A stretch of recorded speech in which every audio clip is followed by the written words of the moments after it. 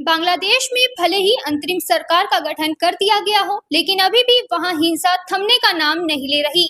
ऐसे में अब यह बात सामने आई है कि शेख हसीना अभी कुछ और वक्त तक अपने देश वापस नहीं लौटेंगी।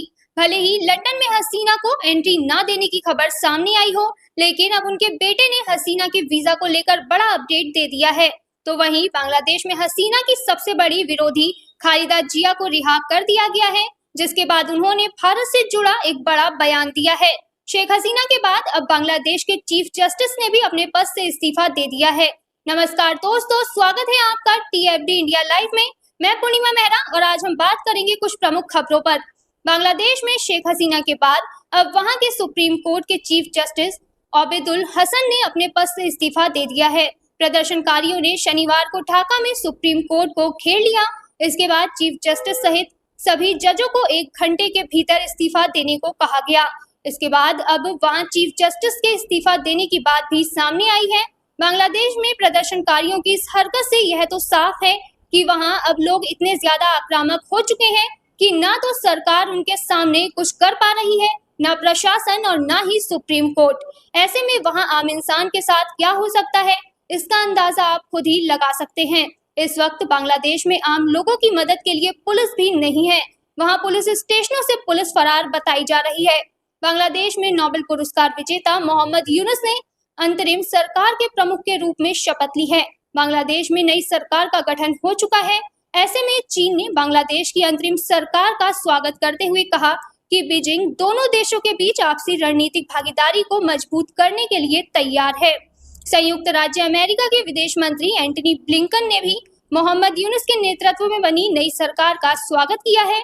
उन्होंने कहा कि संयुक्त राज्य अमेरिका शांति और शांति के उनके आह्वान का समर्थन करता है। बांग्लादेश में प्रदर्शनकारियों ने चीफ जस्टिस को चेतावनी दी थी कि अगर जज और चीफ जस्टिस इस्तीफा नहीं देते तो वे उनके आवासों पर धावा बोल देंगे। हो सकता है कि शेख हसीना बांग्लादेश के इन्हीं हालातों के डर से समय से पहले इस्तीफा देकर देश छोड़कर भाग निकली हो। अभी तक यह दावा किया जा रहा था कि शेख हसीना के वीजा को कई देशों में रद्द कर दिया गया है, पर अब उनके बेटे सजीब ने इन खबरों का खंडन करते हुए ये कहा है कि हसीना का वीजा किसी भी देश ने रद्द नहीं किया है। हालांकि ये संभावना बनी हुई है कि शेख हसीना UAE या फिर यूरोपीय देश में जा सकती हैं। हसीना के बांग्लादेश के PM पद से इस्तीफा देने के बाद लगातार ये कहा जा रहा था कि वह भारत में रुकी हुई हैं। ऐसे में अब उनके बेटे सजीब ने प्रधानमंत्री मोदी का आभार व्यक्त किया है। उन्होंने कहा कि उनकी मां की जान बचाने के लिए वह प्रधानमंत्री मोदी और भारत सरकार की त्वरित कार्यवाही के लिए व्यक्तिगत आभार व्यक्त करते हैं।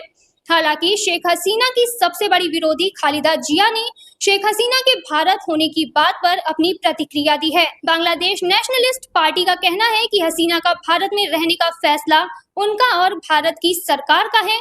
वहीं खालिदा का कहना है कि बांग्लादेश के लोग इसे अच्छा नहीं मानेंगे। BNP ने इस बात पर जोर दिया कि भविष्य में भारत और बांग्लादेश के बीच संबंधों में जनता की भावना अहम होगी। बांग्लादेश की स्थिति भारत के लिए भी बेहद चिंतनीय है। ऐसे में केंद्रीय गृह मंत्री अमित शाह ने ट्वीट करते हुए लिखा कि बांग्लादेश में जारी हालातों के मद्देनजर मोदी सरकार ने भारत बांग्लादेश सीमा पर नजर रखने के लिए एक समिति गठित की है।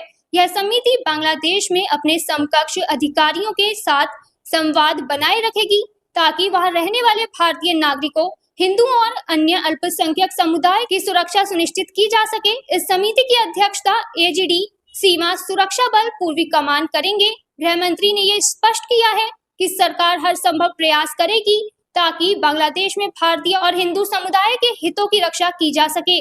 आखिर आपका इस पूरी खबर को लेकर क्या कहना है, कमेंट में जरूर बताएं और जुड़े रहिए TFD इंडिया लाइव के साथ। धन्यवाद।